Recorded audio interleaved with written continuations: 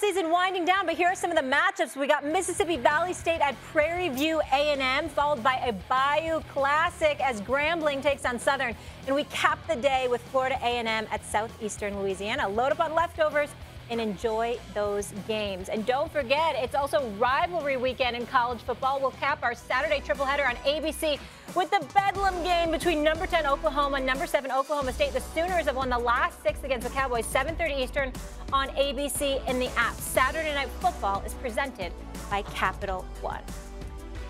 Tim, we have a quick take for you about another big rivalry game, the Iron Bowl, going down tomorrow. Can Alabama, Tim, afford to lose a game, or do they need to win out to make the playoffs?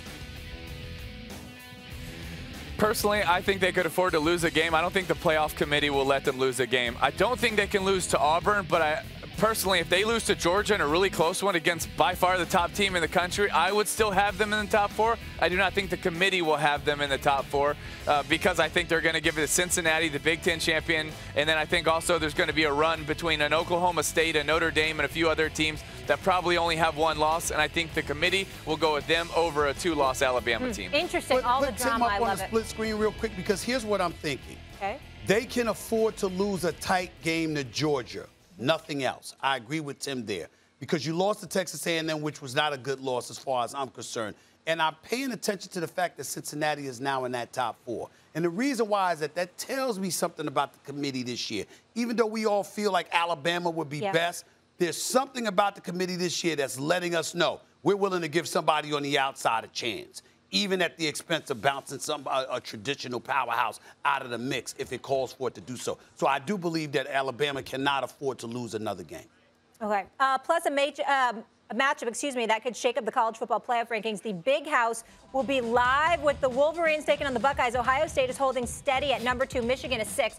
Harbaugh has never beaten Ohio State as a head coach, going 0-5 since he began in Ann Arbor in 2015. The 5 losses mark his most against any opponent in his head coaching career. These games have not been close either. Michigan has lost by an average of 19 points per game. Stephen A., point blank, does Harbaugh need to beat Ohio State to keep his job? Yes, I'm going to make this quick because I want Sam and Tim to talk about this. You're 0-5. Michigan is 0 of the last 8 against Ohio State, and they've lost 14 of the last 15. That ain't a damn rivalry. That's dominance, okay? Michigan better stand up and step up because as far as I'm concerned, again, it's not the loss. When you get the job at Michigan, it's about beating Ohio State. If Jim Harbaugh doesn't do it this year, he never will. And that's where I'm at with it. Go ahead. Yeah, I don't think he needs to be fired. The only reason why is last year he renegotiated his contract and took a pay cut. And so you took a pay cut, and no, you haven't beat Ohio State yet. I get it. 14 out of the last 15, your school has lost, and you're 0-5. You're number 5 right now. You're the number 5 team in the nation right now. Your only loss was in a close one to Michigan State. And so, yes, I want you to beat Ohio State if you're Michigan, but if you don't, it's not warranting you to be fired or warranting Michigan to find a new coach.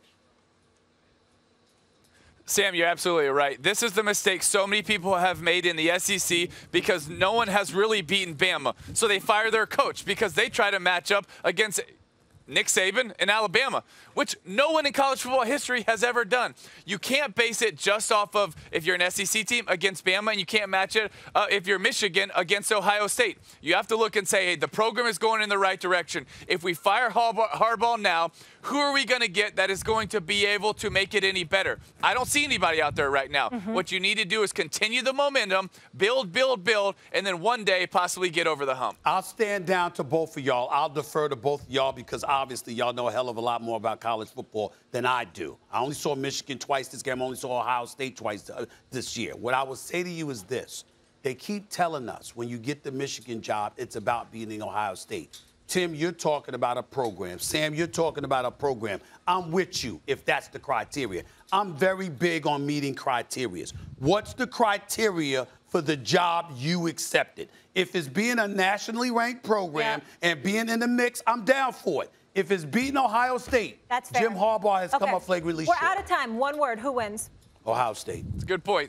Good point. Yeah, and I like Ohio State in this one as well. Tim, you like Ohio State too? Too much firepower. All right. We'll leave it there. Go Blue. Thanks for watching ESPN on YouTube. For live streaming sports and premium content, subscribe to ESPN+.